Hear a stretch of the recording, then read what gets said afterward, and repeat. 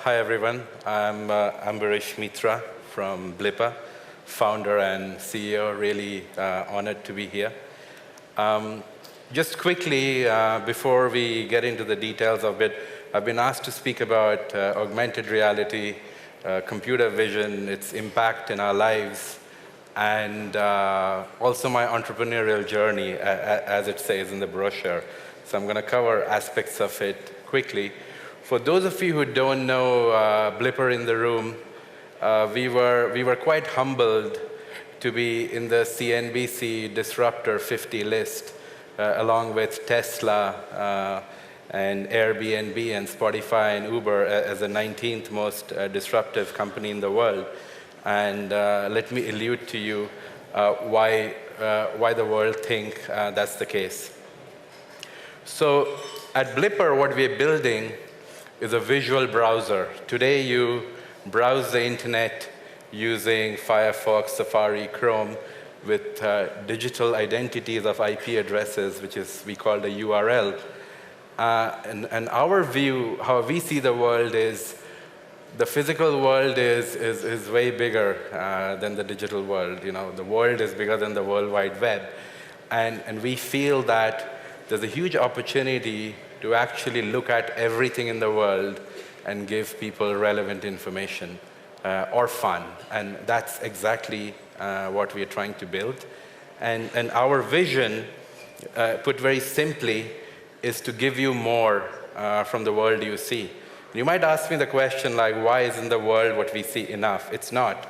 It's within us. We are curious creatures, and every time we look at something in the world, we want to know more. But before Blipper happened, a quick snapshot of my background. I grew up in India in a very middle-class family, failed all the way through school, didn't do well at all. Highly disappointed my parents. I don't know how many of you are here from India or understand the culture there, but if you aren't an engineer or a doctor, you don't have the right to live. So I was one of them. At the age of 16, I ran away from home. People shouldn't do that, but in my case, I did. And I was completely lost, went and lived in a slum in India for a year, selling tea and a magazine subscription, door-to-door salesman.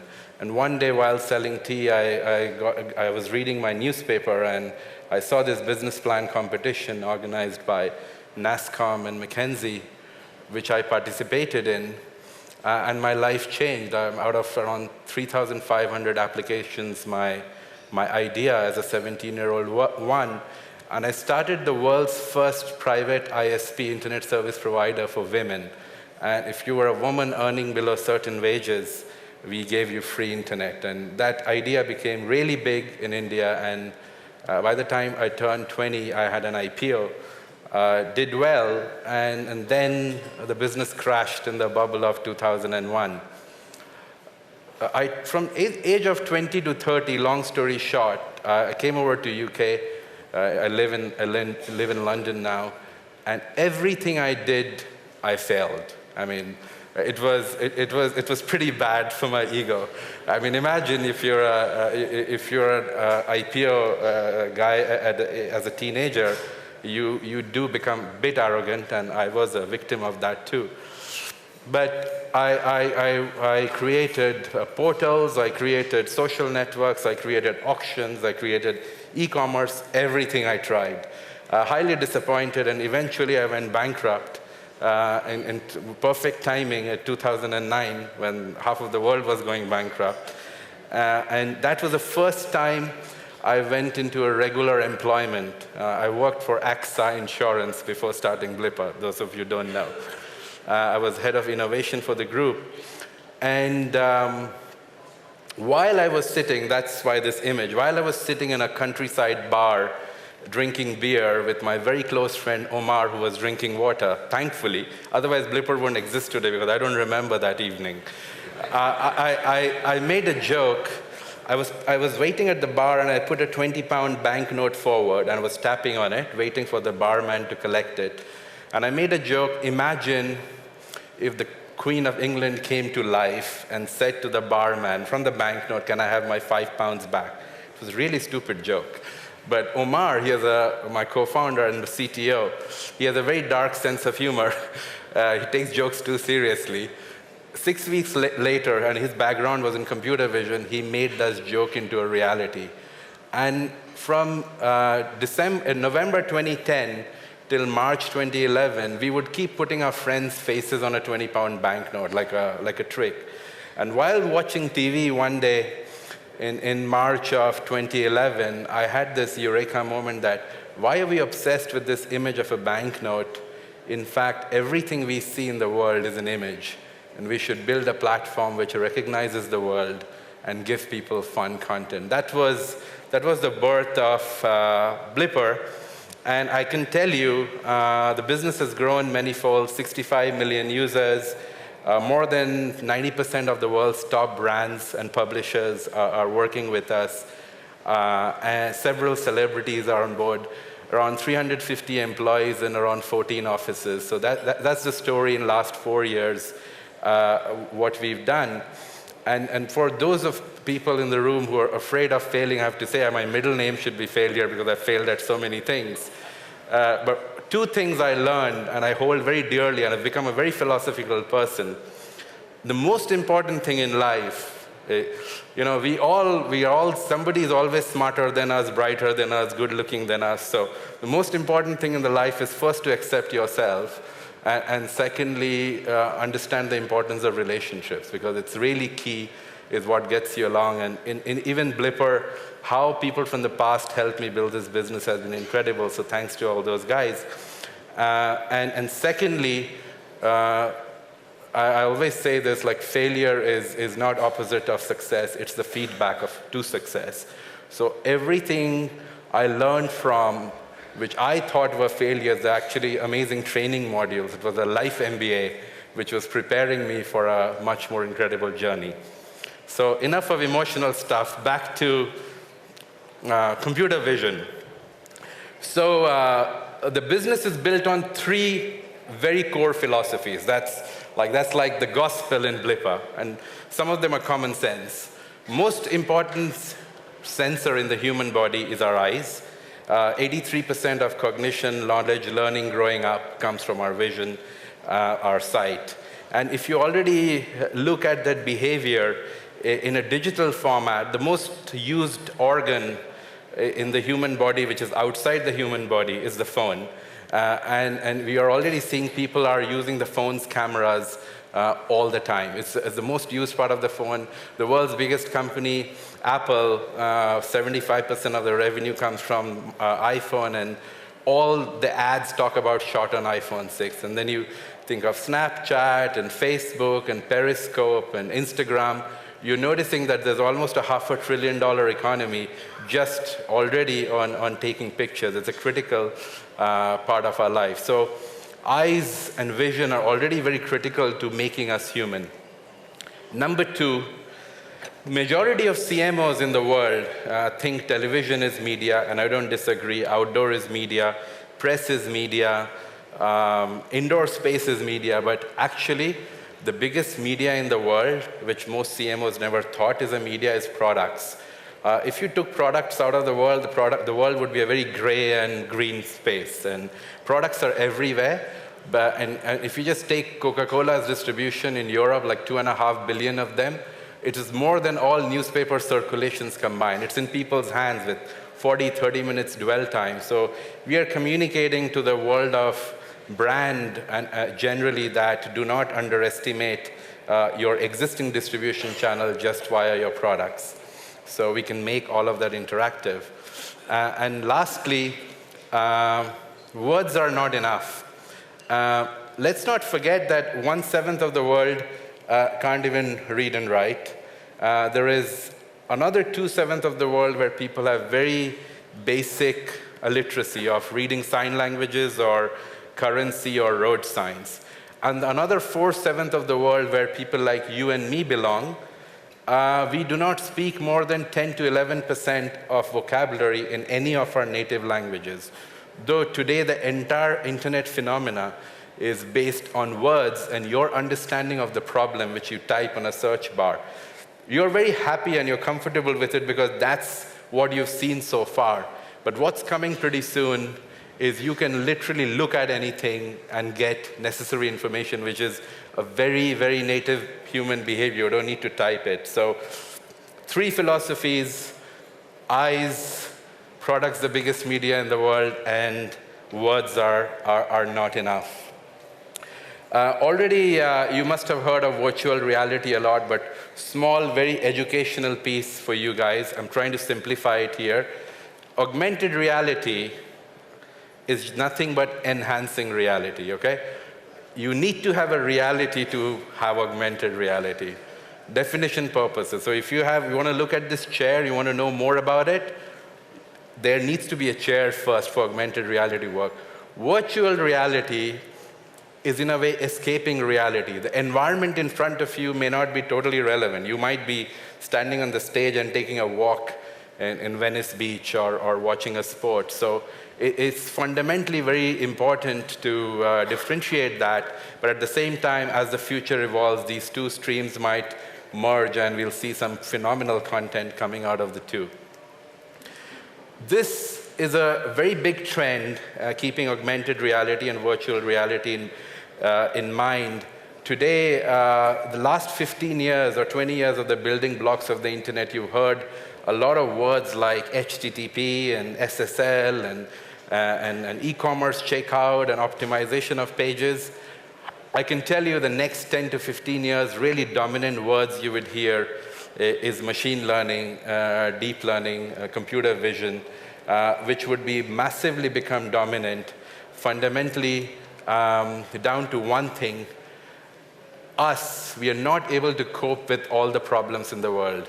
Today, there are already the ratios of diseases in people, 91,000 patients to 1 doctor in the world. And there are a lot of surveillance issues. There's terrorism, there's retail problems, there are educational problems. There's a lot of gap where if humans rely on looking at things alone, we cannot cope with the growing number of problems in the world. Computer vision will play a very, very big role, allowing humans to supervise while they are sleeping and exactly understand an environment as if it's a smart human. And not trying to scare you here, actually, a lot of people talk of this in a negative way, but the positive impacts from agriculture, retail, general research, medicine is phenomenal. Internet of Things is a word which is overly used, but really in the long term, I don't think everything in the world you could put a chip in it. So if you go into an Amazon forest, you can't put a chip in every tree and every plant.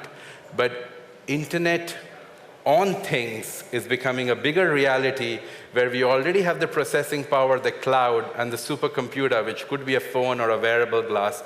You can look at anything and get to know more information. And that's what we are calling Internet on Things. Enough of theoretical stuff. Let me give you guys a quick demo of the reality which we're already painting with augmented reality. Just bear one moment. If you could move to the demos, please. Thank you.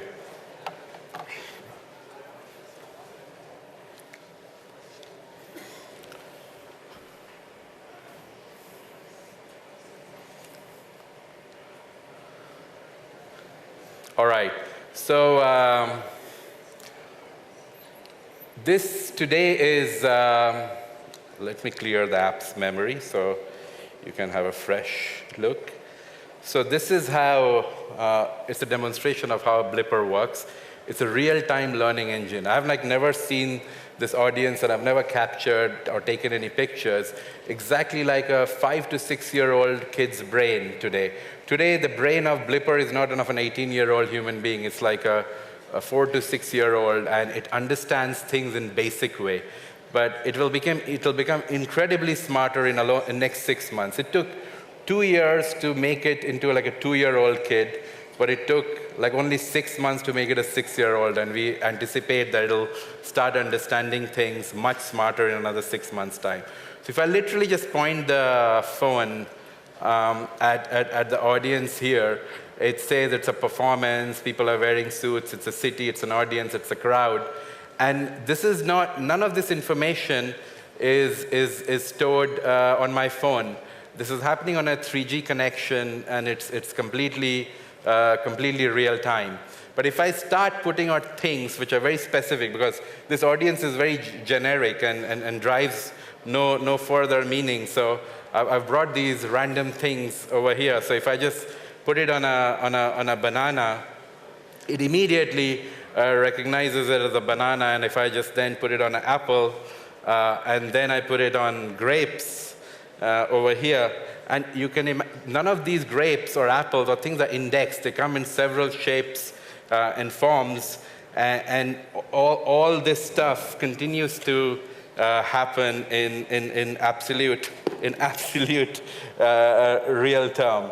So, and if I then pointed at this bottle over here, it's a bottle, it's a glass, oh, it's a cocktail shaker. It's getting in the mood of a party, and probably should get this as a cup or a coffee mug.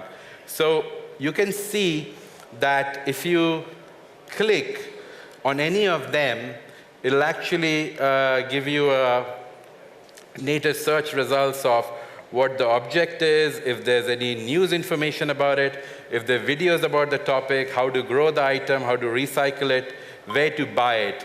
This is just a start. I mean, we are a technology platform, and we're trying to get enormous amount of content. But again, if you open the water bottle one, today you can say like, okay, the places you can buy it from. I don't know any of these places, but you guys know it better, near place to buy it. But every object I can see becoming its own portal. But now, to give demonstration, the same browser, when you put it on specific products, like people who are working with us, like Coca-Cola.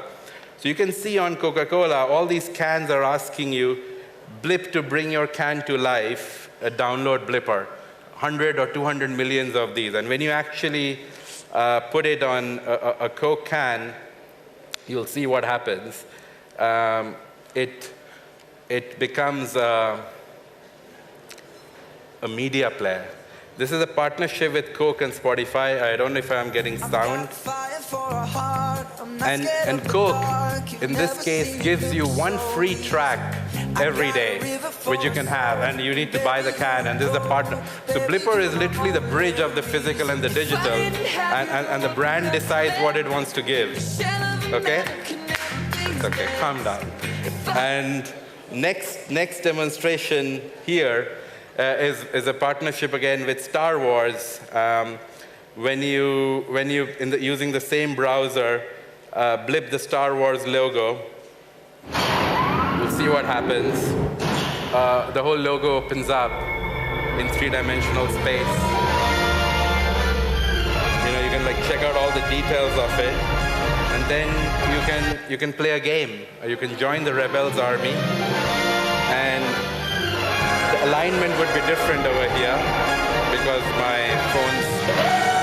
So now the Sky Troopers are going to start flying in this room, and we have a whole war situation in real time. So any of you get hurt, duck down. You get the idea. One single universal browser can give you Wikipedia-style information, or it can give you extremely rich, engaging content. Again, this is a partnership with a lot of celebrities. So if I blip Snoop Dogg's, a bit shortage of light over here, but if I blip Snoop Dogg's album cover, you can watch videos and virtual gallery, take a picture with Snoop. So if I maybe turn the camera, and Snoop's joined World Web Forum, so I'll send him this photo as well. I struggle to do this always. Oh no, that's bad usability. Okay, there you go, there you go. So hope you guys are able to use your imagination, we can give you demos all day. But today, already this phenomena has taken off. Hundreds of millions of users are using it. But it won't be far where you're walking on the street and you're curious about any given object and you want to know more, or you just want to have fun, you can just point at it. Thank you very much.